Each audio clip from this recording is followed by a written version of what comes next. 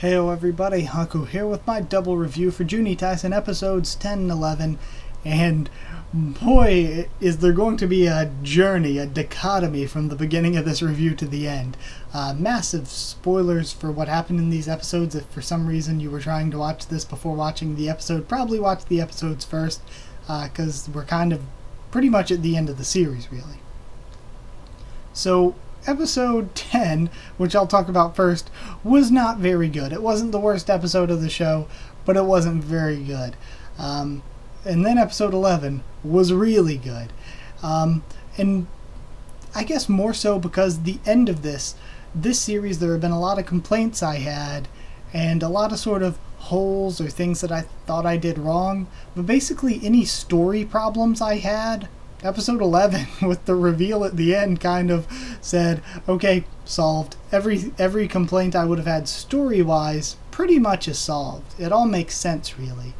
So yeah, I guess I can't fault it or complain that much, because the reveal did make the past few episodes of not being very good, me not being into it, I think it made those past few episodes well worth it through that reveal.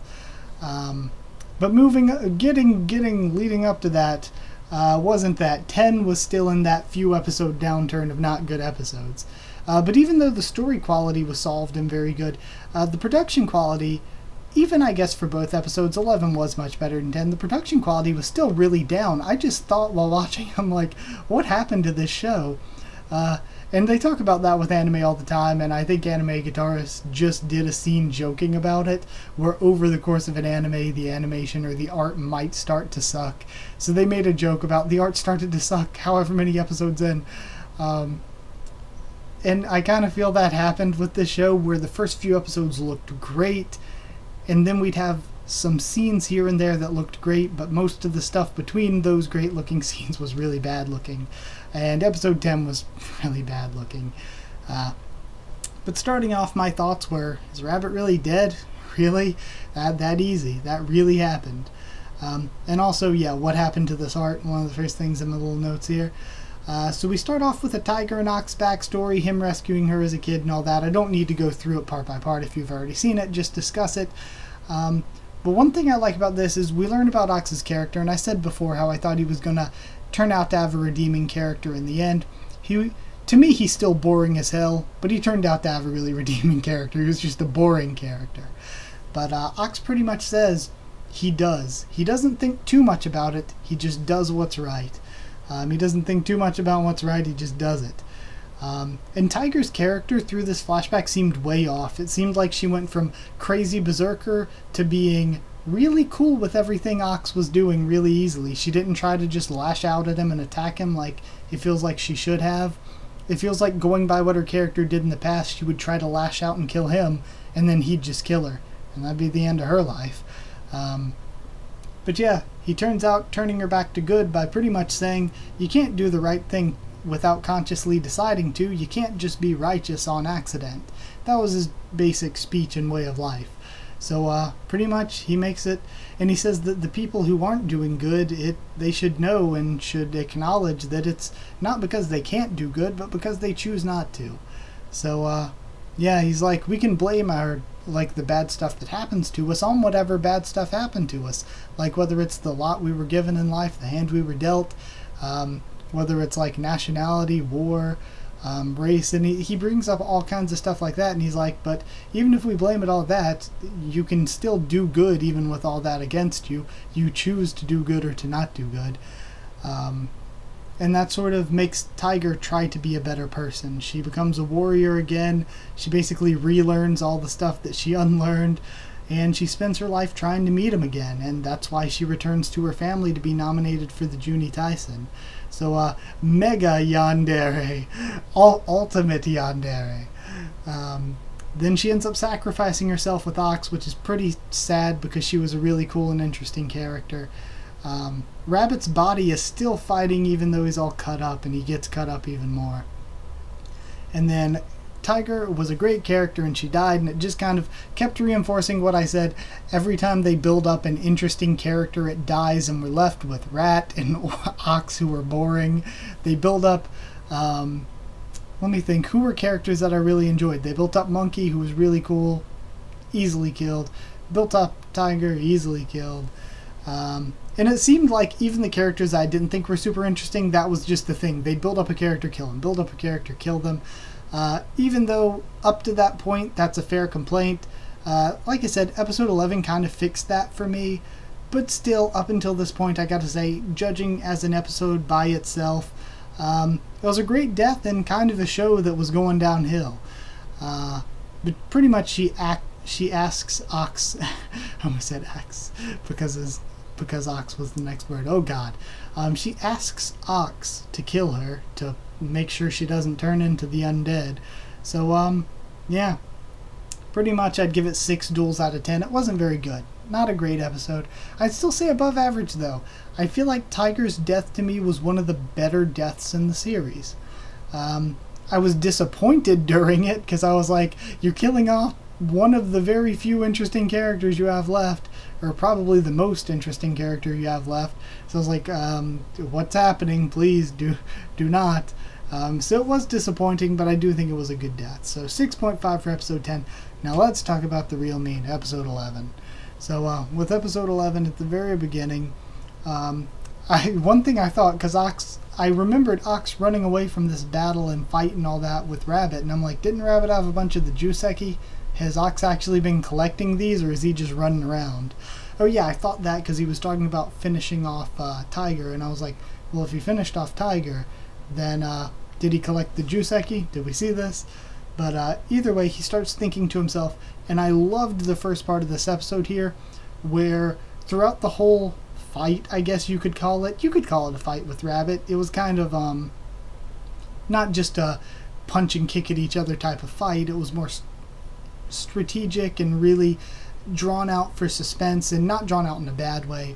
But yeah, he thinks to himself through all this. I love the reason that I love this fight scene. I feel like I got way off track and really butchered that, but the reason I love the beginning part of this episode was the way that Ox thought through everything and really heavily analyzed everything, and it really got me to start liking the character just there because of how analytical he was and how he brought up these things that I'm like, I hadn't really thought of that in that way.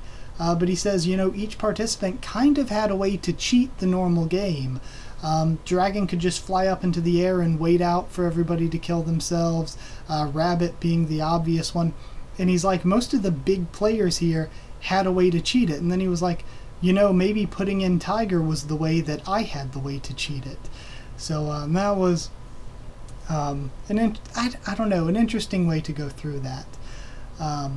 And he thinks to himself too, he's like, still analyzing stuff. He's like, well, Rabbit bit his tongue and presumably killed himself so that he could keep fighting after death. But if he did that, then what wish would a dead person really need? He's dead. So he was trying to think through that, and he's like, well, I can't kill him the way it is. Maybe I could chop him up into little pieces. Maybe it could work, but I need to try to burn him. So that's what he starts thinking, and then we get cool-looking Frankensteined Rabbit showing up. He Frankensteined himself with all these body parts. So the fight looked really, really cool. It was really brief until Monkey bursts out of the corpse of Rabbit and pins Ox to the ground. Ox, again, analyzing the situation, is saying, Monkey is the strongest one of us physically. I couldn't fight her corpse even if I knew that the corpse was in there. Even if I was like, okay, he said, I didn't know the corpse was hiding in Rabbit's corpse body there. I should have known. But even if I did know, I couldn't fight him and the corpse of Monkey in a normal fight. So pretty much he sort of surmises that if they wanted to, Monkey could have crushed him. So the plan must be to kill him without doing much damage so that they can use his body.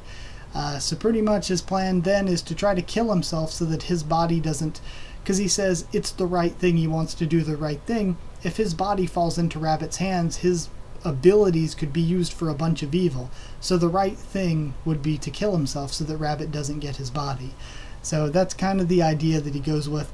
And then Rat shows up, and he has Sheep's bomb. So he decides he has to destroy, and well, I don't think it's him saying it. I'm pretty sure it was Ox again analyzing everything, saying, this is actually really smart. Rat has waited for this time while Rabbit's trying to reform his body, and Monkey is busy pinning me.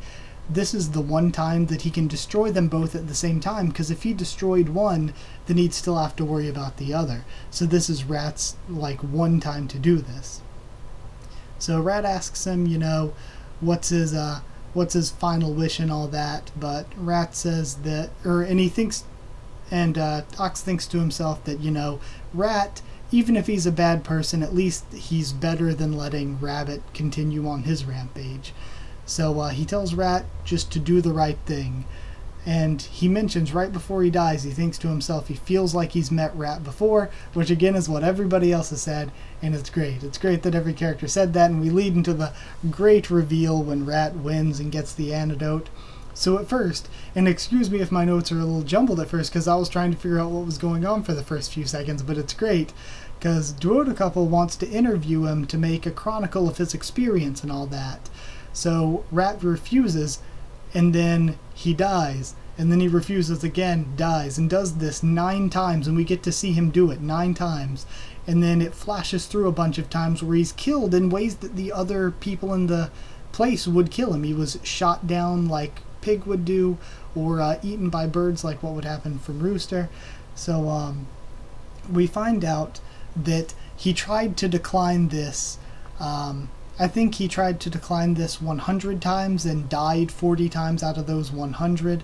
And that's how we learn. And I was starting to think, I was like, oh, so can he see the futures and the different ways he could do this? Or can he go through it and then tracer his way back? But he says that he did the Juuni Taisen 100 times and he died 99 times out of those 100. And this was his one lucky chance. He was lucky. He didn't die 100 times out of 100. This was his one chance, the one outcome where he survives. And that's where we find out his power is the best thing that explains any discrepancy in the story. His power is that he can try any action 100 times and then decide which out of those 100 is reality. So basically, he tried the Juuni Taisen 100 different times, his 100 paths, and only one path led to him surviving. This is his only path. So that's incredible. So now we know all the different things that happened.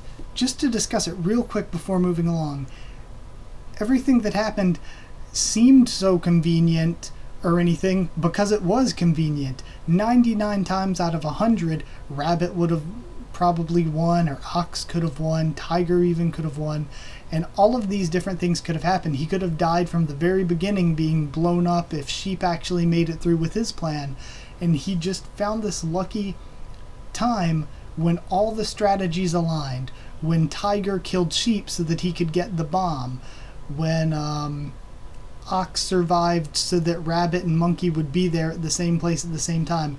Everything worked out in this 1 out of 100 chance for him to actually make it through.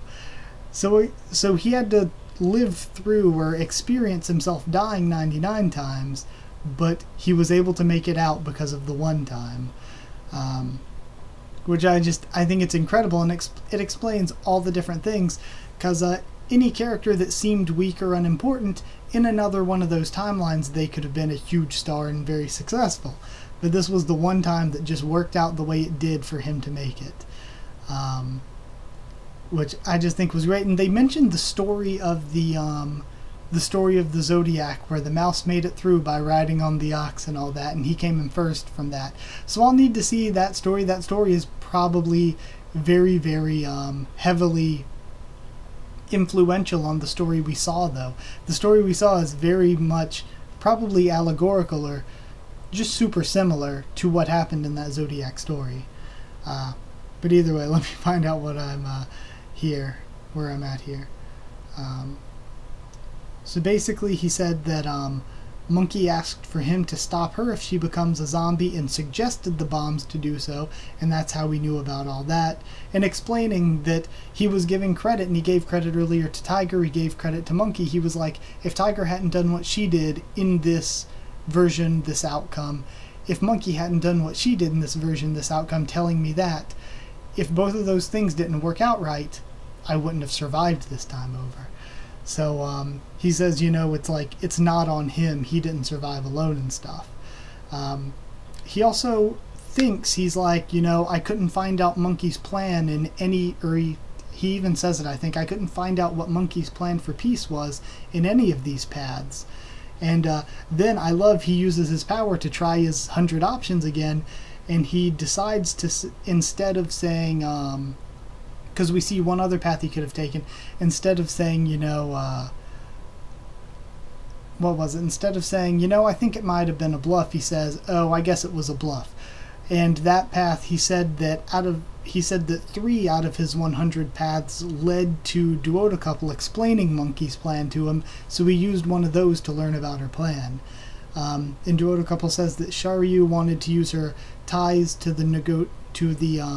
her ties to all these countries because she had met most of them before that were like betting on the Juuni Taisen. He wanted to use those she wanted to use those to negotiate with those countries. And of course that's the way he finds out the secret behind the Juuni Taisen and the betting and all that. So again, he fielded his outcomes and used one favorable, that not only he could survive from telling Duodecouple no, he could survive because if he tried to attack him, his head got blown off that time. But not only all that, but he found one where he was able to get information out of him. So he mentions too that he looked for a path where Monkey's peace became a reality and where it won, which is so sad. And he says that out of everyone, I'm probably the biggest killer because I've killed so many entire worlds. Because you think all these worlds where things would have ended up differently, where Monkey or Rabbit or anybody else would have won, he completely erased all them to pick the one world where he survived, which was incredible. And of course he mentions, because Duodecouple's like, well, do you know who won the other Juuni Taisens, the other 99? He's like, well, I never got to know who won because I was killed halfway through most of them, but from the way they were going, Rabbit probably won most. So that's again cool that he said Rabbit probably won most of the other ones, but I came out just in the right situation. And he even mentions right at the end, he mentions there was one path where I teamed up with Rabbit, and here I was thinking, oh my god, is this one path? Is Rabbit still alive somehow and he's going to end up using him to get back at Duodecouple and the Juuni Taisen? That could still be something that happens next episode. We still have next episode to find out what his wish is going to be. Because pretty much he says, I'm going to think through 100 wishes and think of which one will work out best. So, yeah, that's what we're going to have next episode. Ah, man, this was great. So, yeah, I thought it was an awesome episode. I thought the whole conversation, because it was kind of life and death, I was super tense. I was so into it, learning all of what happened here. I thought it was awesome. I think it pretty much, it makes every plot discrepancy go away. And I love how Rat, even though out of all the characters he's not exactly my favorite, I love how he couldn't win without the perfect circumstances. It made it seem like before where he just won out of nowhere, it's like that's too easy, it's generic or whatever. And them going in order of their zodiac, oh, it spoils things. But now this, knowing that it was basically planned out all along, it was sort of destined all along, because there were a bunch of other options, but the one option that we saw as an audience was the option that worked out perfectly well for Rat to win.